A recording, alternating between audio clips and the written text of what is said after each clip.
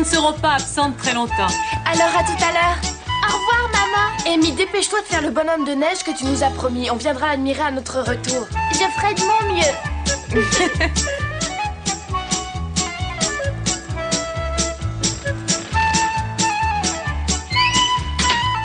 Les vacances de Noël sont enfin arrivées.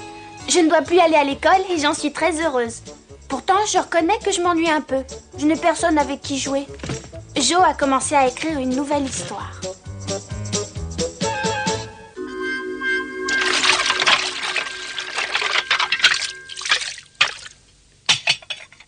Merci Bess, tu es gentille. Tu peux y aller, je finirai le reste. Dans ce cas, je vais jouer du piano, ou du moins je vais essayer. C'est une bonne idée. Tu sais, c'est vraiment dommage qu'on ne puisse rien faire pour améliorer un peu le son. Il n'y a rien de pire qu'un piano désaccordé. Il faut dire que ça fait une drôle de différence avec celui que tu avais avant. Il était parfait. Enfin, c'est pas grave. J'aime bien t'écouter. Et chaque fois que tu joues un air entraînant, je peux pas m'empêcher de danser. Je n'aime pas beaucoup jouer sur ce piano. Il n'y a rien à en tirer. Mais d'un autre côté, je n'ai pas trop le choix. Nous n'avons que celui-ci.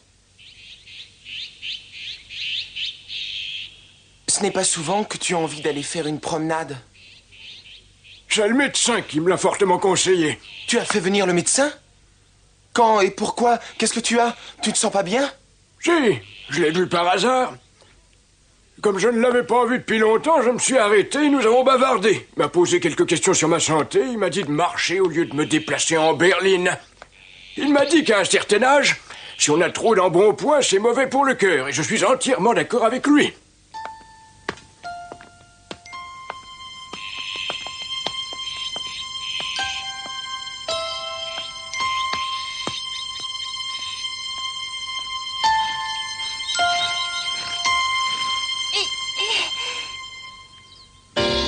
Bonjour. Ah, Laurie, bonjour. Est-ce que ça va? Bonjour, monsieur. C'est un bonhomme de neige que tu fais? Oui, Ce sera difficile avec aussi peu de neige. je ferai ce que je pourrai. Quand comptez-vous donner la représentation que vous avez repoussée? Mystère. Nous ne pouvons rien faire ni rien dire. La décision revient à Jo. C'est elle le metteur en scène de la famille. Elle a peut-être perdu son enthousiasme? Peut-être que oui. Pour le moment, elle est très occupée. Elle est en train d'écrire un livre et elle veut le terminer avant la fin des vacances. Elle écrit un livre? Oui, bien sûr. Tu n'étais pas au courant? Jo adore écrire. D'ailleurs, un journal a même accepté de publier un de ses romans en feuilleton. Oh! Oh, regarde. Ton grand-père s'est arrêté. Il doit t'attendre. Oui. Au revoir et à bientôt! Bonne journée à tous les deux!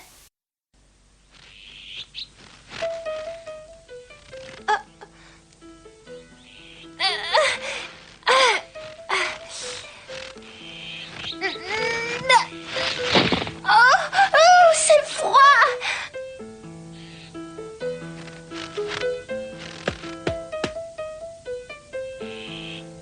Bess est douée. Elle arrive à jouer même sur un piano désaccordé.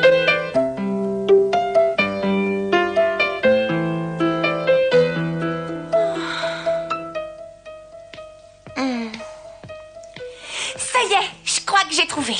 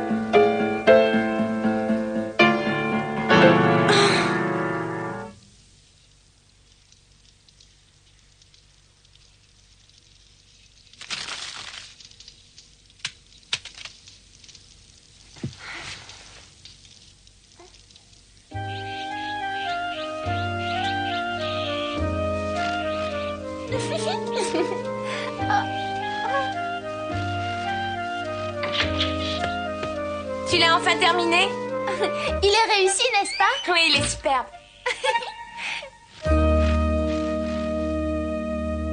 Où est-ce que tu vas? Je vais faire une promenade. Est-ce que je peux venir avec toi? Si tu veux, mais je t'avertis que j'ai pas de but précis. Pourquoi tu sors dans ce cas? Tout simplement parce que j'ai envie de marcher. Ça t'ennuie pas de marcher sans raison, sans but précis? Ça peut te paraître bizarre, mais pour les écrivains, ça ne l'est pas du tout. Au contraire, c'est utile et très agréable. Pourquoi? Parce que la marche favorise beaucoup l'inspiration. Oh, j'avoue que j'en aurais bien besoin. Je sais pas du tout comment continuer mon histoire. Qu'est-ce qui peut arriver à Henri quand il tombe de la falaise? Mais qui c'est Henri? Je le connais pas. Oh, fais pas cette tête-là. Henri, c'est le jeune et beau héros de mon roman. Et pourquoi est-ce qu'il tombe de la falaise? C'est la faute de Mario qui l'a poussé de toutes ses forces. Oh, ce Mario est très méchant. Non, il est pas si méchant que ça, dans le fond. Il a mal interprété certaines choses. Et c'est ça qui l'a rendu fou de jalousie et avide de vengeance. Et alors? Tu viens te promener, oui ou non?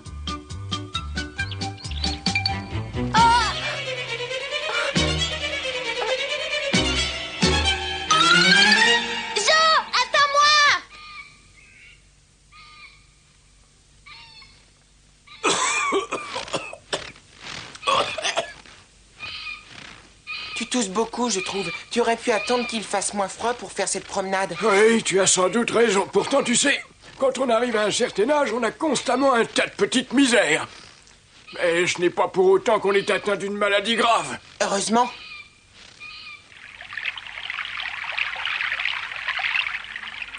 Dis-moi, est-ce que tu as pris le temps de réfléchir? À quoi? À l'université? Oui.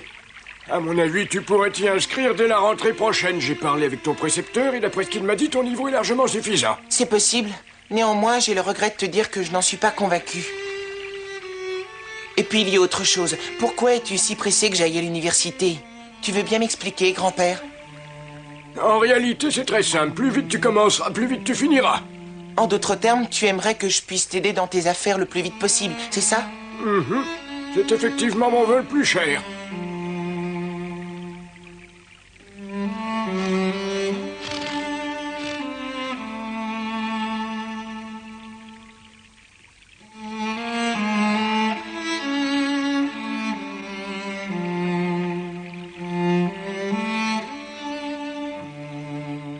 Je sais que tu t'inquiètes pour mon avenir. J'espère ne jamais te décevoir, même si j'ai du mal à prendre certaines décisions.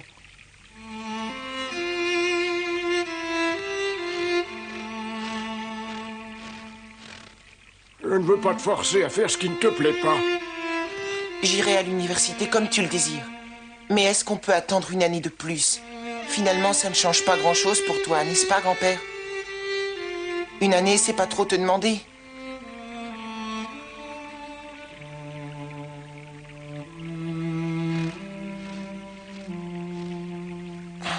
Regarde, voilà Jo et sa petite sœur, tu les vois? Mais j'ai encore une excellente vue, je te signale. Qu'est-ce que fait Jo par ici? Peut-être qu'elle veut me dire quelque chose. Hé, Jo, je suis là! Bonjour! Attends, on vient te rejoindre! Je crois que ce garçon a grand besoin d'avoir des amis de son âge.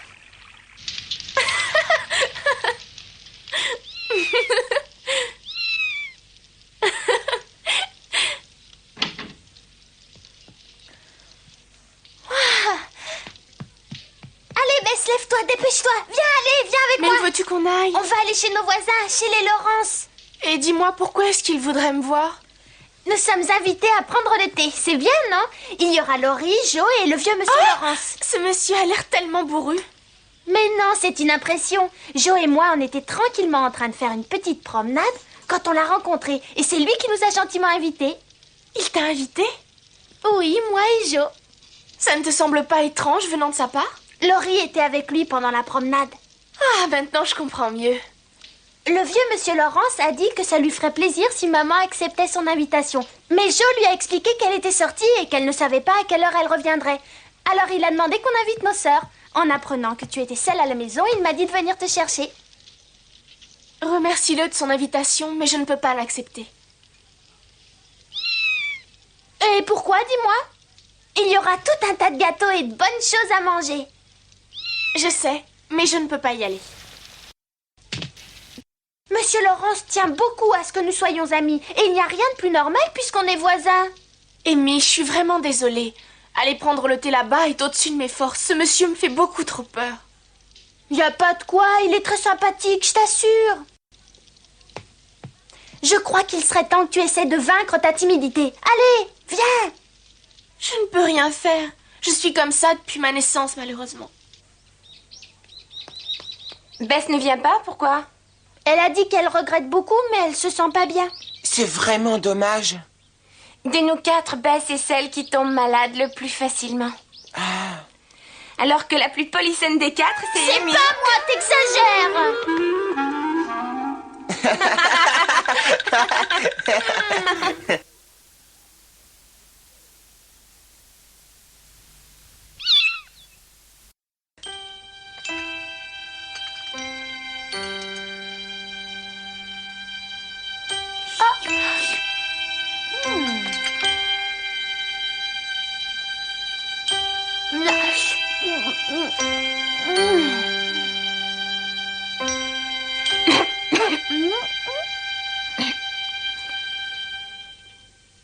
Comme mon invitation a été très soudaine, je n'ai pas eu le plaisir d'accueillir votre maman et vos 2 autres sœurs. Néanmoins, j'espère que dorénavant, vous viendrez nous voir plus souvent. Tu es d'accord, Laurie? Oh oui. Si Meg et Madame Marsh avaient été là, je crois que Bess serait venue elle aussi. Tu verras, je réussirai à la convaincre. C'est très étonnant, bien que vous soyez sœurs, vous avez chacune une personnalité très différente.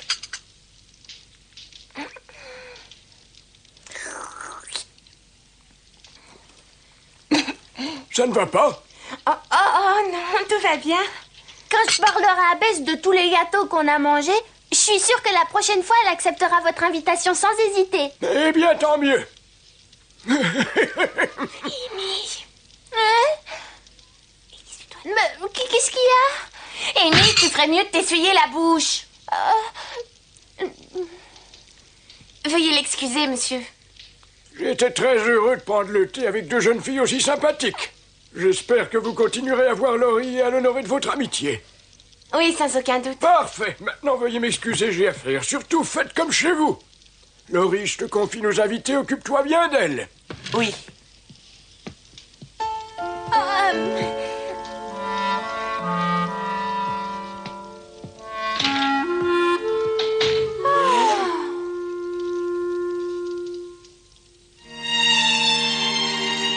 Regarde, quel magnifique tableau! Il te plaît?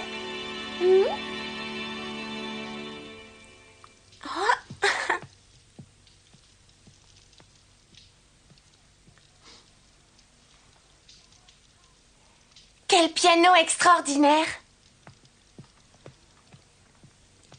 Tu veux nous jouer quelque chose? Malheureusement, je n'en suis pas capable. Dommage, j'adore la musique.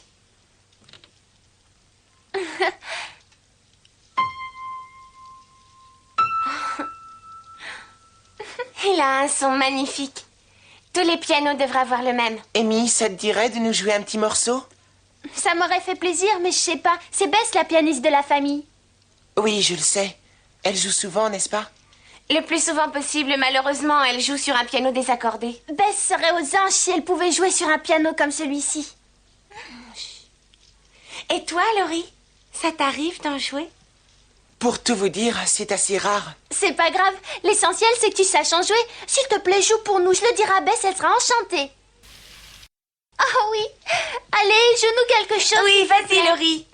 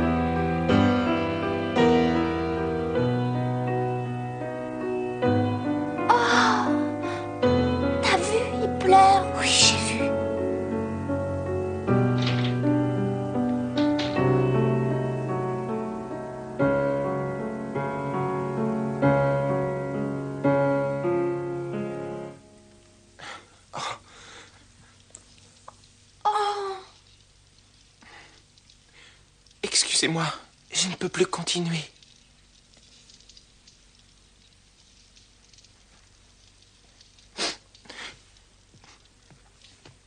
Tu ferais mieux de ne pas jouer, tout particulièrement ce morceau. Oh, tu étais ici?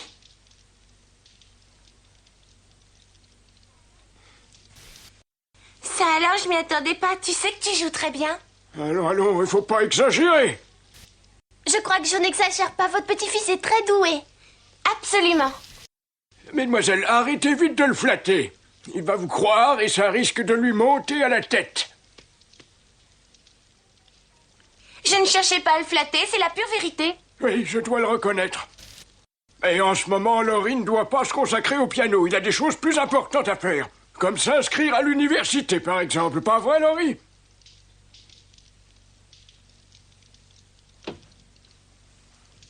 Grand-père, je sors. Je vais raccompagner Joe et Amy jusqu'à leur porte. N'oubliez pas de transmettre mes hommages à votre mère. Bess, qu'est-ce qui t'arrive? Mais qu'est-ce que tu attends dehors avec le froid qu'il fait? Mais comment se fait-il que tu sois sortie sans manteau? Voudrais-tu t'enrhumer par hasard? Il y a un instant, quelqu'un jouait du piano et c'était tellement beau que j'écoutais. Ah? J'aimerais tellement savoir en jouer aussi bien, moi aussi.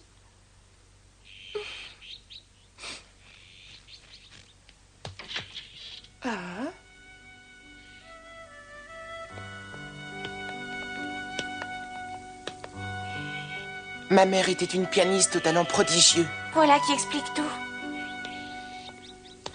Elle adorait la sonate au clair de lune de Beethoven. Je l'ai entendu l'exécuter des centaines de fois. C'était un de ses airs favoris.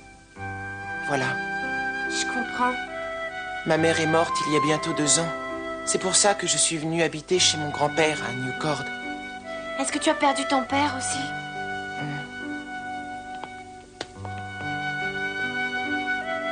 Mon père est le fils unique de mon grand-père.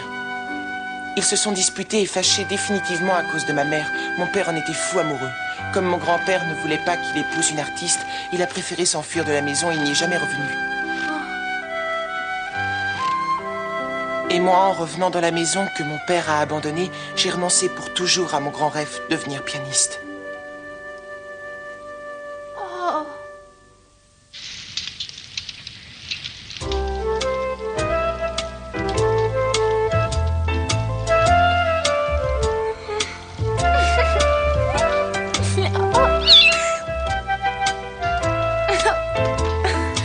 Qu'est-ce qui t'arrive ce soir, Kalinou? Amy, je trouve que tu exagères un peu avec ce chat. Laisse-le tranquille, tu l'embêtes constamment. Moi, je crois que ça lui plaît, n'est-ce pas, Kalinou?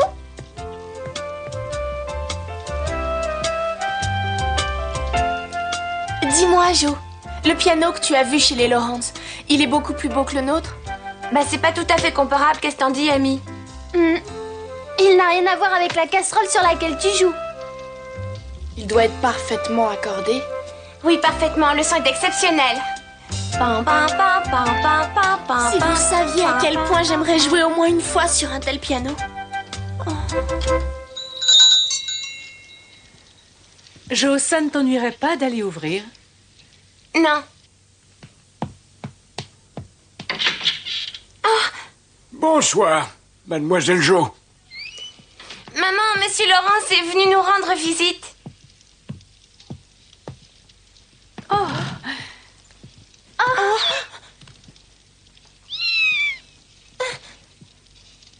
Mesdames, bonsoir. Bonsoir, monsieur. Veuillez me pardonner de vous rendre visite à l'improviste.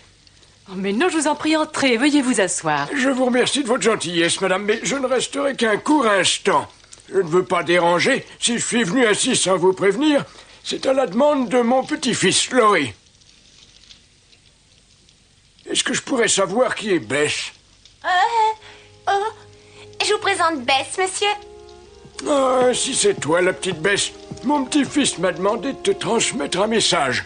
Il ne joue pas souvent du piano, et à la maison, personne d'autre n'en joue. Alors il se demandait si tu n'aurais pas envie de venir en profiter un peu. Qu'en penses-tu, ma chère enfant? Je t'entends souvent jouer, je sais que tu as beaucoup de talent, et si tu acceptais d'en jouer à la maison, ça nous ferait vraiment plaisir. C'est toujours une joie d'entendre de la belle musique. il n'y aura aucun problème. Tu pourras venir chaque fois que tu en auras envie. Et rester aussi longtemps que tu voudras. Réfléchis. Est-ce que tu veux bien accepter l'offre de mon petit-fils? Bess, réagis, réponds à Monsieur Laurence. Je vous remercie infiniment, monsieur. Rien ne saurait me faire davantage plaisir. J'en suis heureux. Je vais aller de ce pas annoncer la bonne nouvelle à mon petit-fils. Il en sera ravi. Tenez. Bonsoir à toutes et à très bientôt. Bonsoir.